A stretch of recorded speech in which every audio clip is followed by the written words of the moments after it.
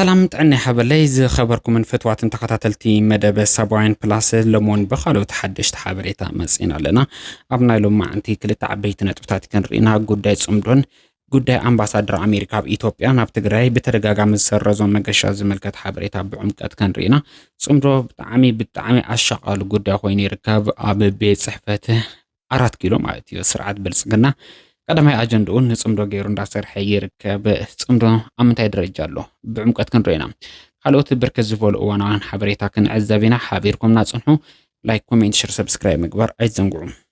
أمباسادر أمريكا بإثيوبيا زخونه إيرفين ماسينغا سلسته غزي ናብ ከተማ መቀለ ካይዶ መደብ ሒዙሉ ዝነበረ መገሻ ከም ተስተዘረዘ ኩላትና ንፈልጦ ሓቂ ኮይኑሎ ብፍላይ እቲ ኣምባሳደር ዝመርሖ ካልኦት ዲፕሎማስኛታት ኣሜሪካ أمانغو فيدرال منغستن مرح ودب حوحاتن تفتيرو زلو وطط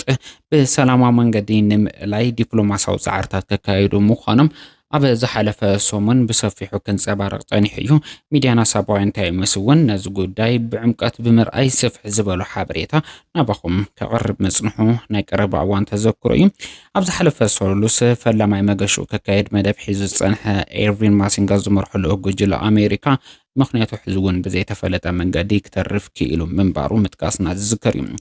أتي مغاشا تسريزو نحاموس مدب تتحيزو نيرو مالتون تمالي 10 شمانتا سنة لتشحن 10 شمانتا عامة مرت باقوطاز راقز مقالكااتو إيرفين ماسينغا مدب تغير لو علاقوات تنبرا حزون بزي تفلتا مخنيات كترف كيلو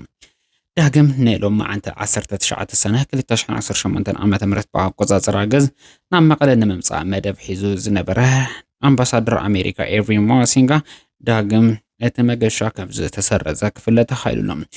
እዞም መገሻታት በተረጋጋሚ መስራዞም ድማ በበርከት ዝበሉ ተንተንቲ ፖለቲካ ዝተፈላልዩ ሓሳባት ንኽንጸባርቁ ምኽንያት ኮይኑ ይርከብ ኤርቪን ማሲንጋ ከም ዝፍለጥ ኣብ ዝተፈላልዩ ዲፕሎማሲያዊ ምንቅስቃሳቱም ናብ ፌደራል መንግስቲ ዝዘንበለ እዩ ዝብል ክስታት ከም ዝቀርበሉ ንፈልጥ ኢና በዚ ምኽንያት እውን ኣብ ልዕሊ መርሕቲ ትግራይ ሚዛናዊ ዘይኮነ ፍትሓዊ ዘይኮነ ናይ ጉዕዞ ገደብ ብወገን ኣሜሪካ ተነቢሩ መንባሩ ናይ ቀረባ እዋን ተዘክሮ እዩ እቲ ኣብ ልዕሊ መርሕቲ ትግራይ ዝተነበረ እግድ ብወገን ትግራይ ትኽክል ኣይትኽክልን ዘይኮነስ ፍትሓውነት እዩ ወይ ከዓ ሚዛናውነት ኣለዎ ድዩ ዝብል ሕቶ ያበጊሱ ኣብ ስምምዕነት ፕሪቶሪያ ኣሕና ተሓተት ክንከውን እንተኮይና ፌደራል መንግስቲ እውን ተሓታት እዩ ኣብ ሰላምን ምርጋዕን ኣብ ኢትዮጵያ ከይመጽ ንሕና ተሓተት ተኮይና ፌደራል መንግስቲ እውን ኣብዚ ጉዳይ ኢዱ ከም ዘለዎ ዝኸሱ መሪሕነት ሕወሓት እቲ ዝተመሓላለፈ እግድ ንበይንና ፈል ዘጥቅዕ ብምዃኑ ሚዛናውነት ይጎድሎ ብምባል ይኸሱ እዚ ንኸውን ካብ ዝለዓለ ስራሕ ሰሪሖም ተባሂሎም ዝኸሰሱ ድማ ኣምባሳደር ኣሜሪካ ኣብ ኢትዮጵያ ዝኾነ ኤርቪን ማሲንጋ እዩ ኣምባሳደር ኤርቪን ማሲንጋ በተረጋጋሚ ናብ ትግራይ ናይ መምጻእ ዕድል ረኺቡ ካብ መምጻእ ብዝሰገረውን ኣብ ዝኸፍአ ማሕበረ ቁጠባዊ ቅልውላው ወዲቖም ዘስካሕክሕ ከቢድ ዝተባሃለ ከርፋሕ ናብራ ዝሕልፉ ዘለው ተመዛበልቲ ትግራይ ናይ ምርካብ ዕድል ረኺቡ ነይሩ እዚ ኣዝዩ ዝሕዝን ኩነታት ዝተዓዘበ ኤርቪን ማሲንጋ እቶም ተመዛበልቲ ናብ መረበቶም ዝመለሱሉ ባይታ ኣብ ምፍጣር ክሰርሕ ተፅቢት ተገይሩ ነይሩ ይኹን እምበር ኤርቪን ማሲንጋ ተመዛበልቲ ትግራይ ናብ መረበቶም ኣብ ምምላስ ዝበሃል ምንቅስቃስ ወይ ከዓ ፀቕጢ ክገብር ኣይተዓዘብናዮን ናይዚ መርአያ እውን እቲ ሕዚ ንመሪሕነት ውድብ ሕወሓት ፈሊኻ ናይ ምጥቃዕ ስጉምቲ መንግስቲ ኣሜሪካ መበገሲኡ እቲ ኣምባሳደር ናይ ምዃን ዕድል ከም ዘለዎ ብዙሓት ክጠቕሱ ተራእየምሎም እዚ ከምዚሉ እንዳሃለወ ብወገን ሓይልታት ብልጽግና ዝተሰለፉ ኣካላት ምስቲ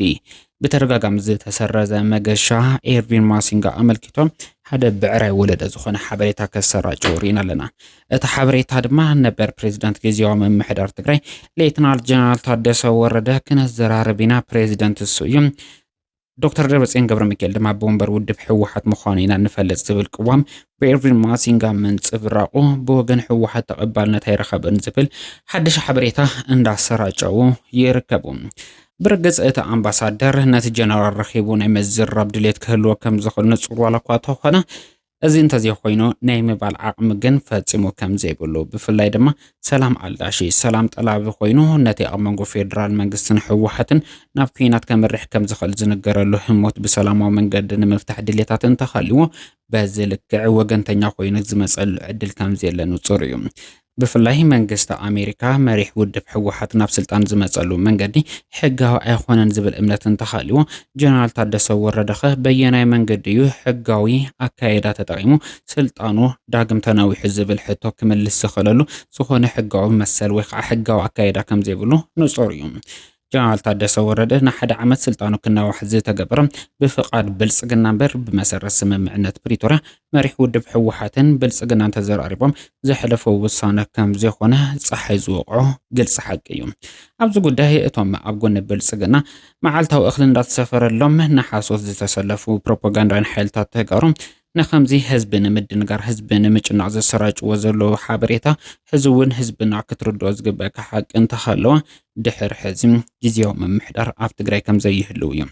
መሪሕ ውድብ ሕወሓት ነቲ ተወንዚፉ ዝፀንሐ ቤት ምክሪ መንግስቲ ትግራይ ናብ ስራሕ ክመልስ ብምግባር ርኡይ ለውጢ ከምፅእ ዝኽእሉ ዲፕሎማሳዊ ፖለቲካውን ወተሃደራውን ምንቅስቃሳት ብዕሊ ጀሚሩ ረብሓ ህዝቢ ትግራይ ከረጋግፅ ኣብ ዝኽእለሉ ብርኪ ከም ዝበፅሐ ዝፍለጥ እዩ። ኤርቪን ማሲንጋ ናብ ከተማ መቐለ ንምምፃእ ብዘይምኽኣሉ ምስ መሪሕ ውድብ ሕወሓት ናብ ስልጣን ምምፃእ ዝተተሓዘ ጉዳይ ከም ዝኾነ ኩሉ ክፈልጦ ዝግባእ ሓቂ እዩ። ከምዚ ዓይነት ድሌታት እንተሃልውን መንግስቲ ኣሜሪካ ብግልፂ መግለፂ ብምዝርጋሕ ቅዋሙ የንፀባርቕ እምበር ፅባሕ መጻኹ ድሕር ፅባሕ ተረፍኳ ዝብል ፀዋታ ከም ዘይኣትውን ኩሉ ህዝቢ ክርድኦ ዝግባእ ሓቂ እዩ።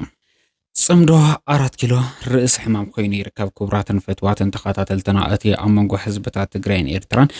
ኢሉ ዝጀመረ ጽምዶ ኣብ ቀርኒ ኣፍሪካ ክንቕነቕ ዘይኽእል ጥንኩር ሓይሉ ኮይኑ ቅልቅል ኢሉ ይርከብ። ስርዓት ብልጽግና ትግራይ ንምጥፋእ ኤርትራ እውን ሙሉእ ንሙሉእ ደምሲሱ ኣካል ኢትዮጵያ ንምግባር ዓሊሙ ከካይዶ ዝጸንሐ ፈኸራታት ቁሩብ ስኽን ኢሉ ጽምዶ ወረረኒ ጽምዶ በልዐኒ ግብረ ሽበራውያን ታሪካውያን ጸለእቲ ተጣሚሮም ናይ ውሽጢ ባንዳታት ሓድነት ፈጢሮም ክወሩን ይንቀሳቀሱ ኣለዉ ዝብል መደረታት ናይ ኣብዚ ቅንያት ኣብ ሚድያታቱ ብሰፊሑ ዘንጸባርቖም ዘሎ ሓሳባት ምዃኖም ንፈልጦ ኢና።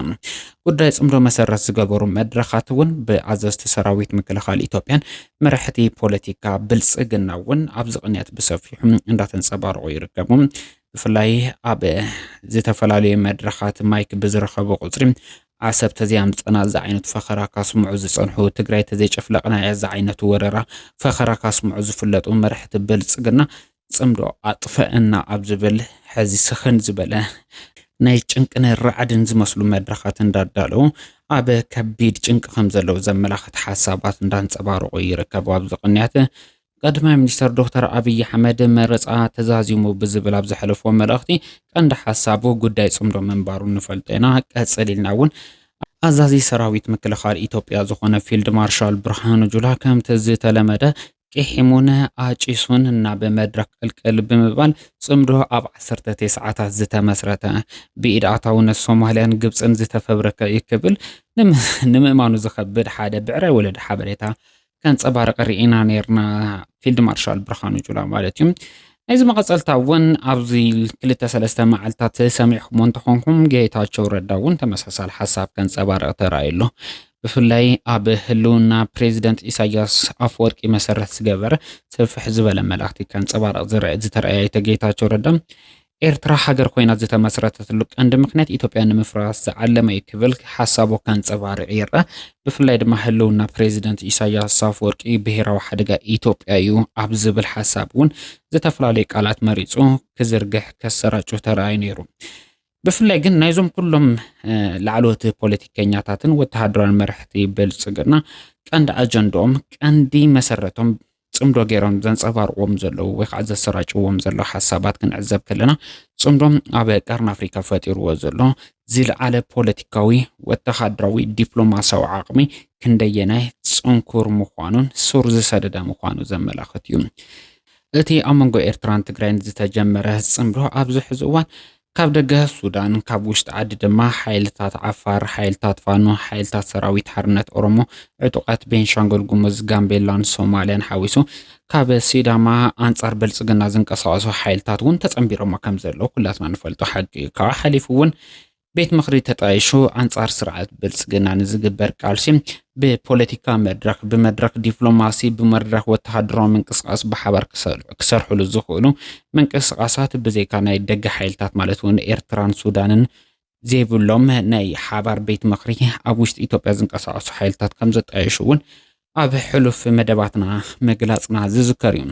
በዘልክዕ ጽምዶ ምጥንካሩ መብርትዑ ካብ ዝኾነ እዋን ንላዕሊ ንስርዓት ብልጽግና ዘሻቐለ ዘሰንበደ ጉዳይ ኮይኑ ቀጺሉ ይርከብ ስርዓት ብልጽግና ኣብዚ ሕዚ እዋን ዝኽተሎም ዘሎ ምንቅስቓሳት ድማ ብመንገዲ ፕሮፓጋንዳ ቢሎም እዞም ሓይልታት ናብ ሓባር መጽኦም ኣንጻረይ እንከይተሰለፉም ክበታትን ብዝብል ብዕራይ ወለደ ሓበሬታታት ኣብ መስርጫዊ ይርከብ ስርዓት ብልጽግና ከም ዝፍለጥ ንፕሮፓጋንዳውያን ሓይልታቱ ብርክት ዝበለ ሚልዮን ብር ሰሊዑ ከም ዝንቀሳቐስ ንፈልጦ ኢና ኣብ ልምዓት ዘይውዕል ቁጠባ እታ ሃገር ኣብ ፕሮፓጋንዳን ኩናትን እንትውዕሉ ግን ንንውሕ ዝበሉ ዓመታት ተዓዚብና ኢና ቁጠባ እታ ሃገር እንዳሽቆልቆለ ህዝቢ ክነብር ኣብ ዘይኽእለሉ ደረጃ ወዲቑ ብዝረኸቦ ናይ ማሕበራዊ ሚድያ መንገድታት ተጠቂሙ ተቃውሞታት የስምዕ ኣብ ዘለሉ እዋን ስርዓት ብልጽግና ሕዚ ቀንዲ ዕላምኡ ፕሮፓጋንዳን ሓይልታት ኣዋፊሩ ልምዓት ኢትዮጵያ ክሰራጮ ክደምቕ ኣብ ጉዳይ ጽምዶ ድማ ናይ ጥፋት ሓይሊ ከም ዝኾነ ክጠቕሱ ብሰፊሑ እንዳሰርሐ ይርከብ ይኹን እምበር ጽምዶ ብፍላይ ኣብ እዋን ኩናት ትግራይ بدم تقابي أكوا كبتاتن زي خاله حيلي بزتوسنون بروباغندا حيلتات دحر حزين دحريت كمل أسيل كام حساب يوهنا يمثل تصمدوا بزحزوان كأسأل تسفا قرن أفريقيا زخوان حيلي مخوانو قلسن داخون يركم دحر حزي أمريكا ون عب قداي قرن أفريقيا سلام مرقان كمس انت تدليم زل على بوليتيكاوي دبلوماساوي وتحدر عقم حيزو زركب نايميزان حيلو ونه زنبيلو زركب صمدو قند اجند اغيرا مماخرت اغيرا كسرح كم زغبا زملاخت معبالتات اندمصو يركبوا ابز غداي زلكم حسابا كومنت اكفلوني